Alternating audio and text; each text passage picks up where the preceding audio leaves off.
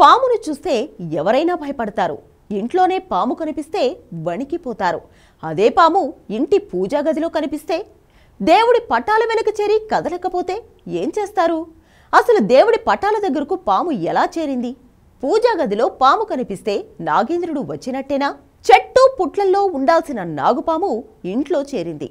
ఎలా వచ్చిందో తెలీదు, ఎక్కడి నుంచి వచ్చిందో తెలీదు.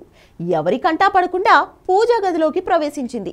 దేవుడి పటాల దగ్గర బస చేసింది. కలియుగ దేవుడు వెంకటేశ్వర స్వామి పటం వెనుక దాగింది. పూజ చేసేందుకు వచ్చిన ఆ ఇంట్లో వారు శ్రీనివాసుడు పటం దగ్గర పామును చూసి షాక్ అయ్యారు. భయంతో వణికిపోయారు. నాగుపాము పడగ విప్పి బుసలు కొట్టింది. పామును ఇంట్లో నుంచి పంపేసేందుకు చాలా ప్రయత్నించారు, కానీ వీలు కాలేదు. పాము అక్కడి నుంచి అస్సలు కదలలేదు. నా స్థానం ఇదే అన్నట్లు అక్కడే ఉండిపోయింది. అది గమనించిన ఆ ఇంట్లో వారు ఆశ్చర్యానికి గురయ్యారు.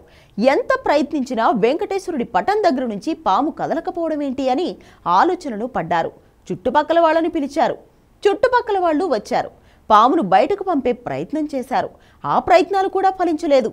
కదిలేదే లేదు అన్నట్లు స్వామివారి పటం వెనుకే బొసలు కొడుతూ ఉండిపోయింది నాగుపాము. దీంతో నాగేంద్రుడే దిగి వచ్చాడని స్థానికులు మాట్లాడుకున్నారు. ఆ మాట ఆ నోట ఈ నోట ఊరంతా పాకింది. ఊరు జనమంతా వచ్చి పామును దర్శించుకున్నారు. ధనుర్మాసం విష్ణువుకు ఎంతో ప్రీతికరం. పాలకడలిలో శేషతల్పమున శయనించే శ్రీ మహావిష్ణువు అవతారమే శ్రీ వెంకటేశ్వర స్వామి. అందుకే ధనుర్మాసంలో ఆ దేవదేవుణ్ణి సేవించుకోవాలని ఆ శేషుడే నాగేంద్రుడే దిగి వచ్చాడని అక్కడి భక్తులంతా విశ్వసించారు. వెంకటేశ్వర స్వామి పటం వెనుక ఉన్న నాగుపాముకు కూడా పూజలు చేశారు. ఇంతకీ ఇదంతా ఎక్కడ జరిగిందో చెప్పలేదు కదూ. మహబూబ్ నగర్ జిల్లా గార్లలో జరిగింది. పూజా గదిలోకి పాము రావడం, దేవుడి పటం వెనుక చేరి కదలకపోవడం, ఇదంతా ఒక అద్భుత దృశ్యమని చూసిన వాళ్ళంతా అంటున్నారు. ఈ వీడియో సోషల్ మీడియాలో కూడా వైరల్గా మారింది.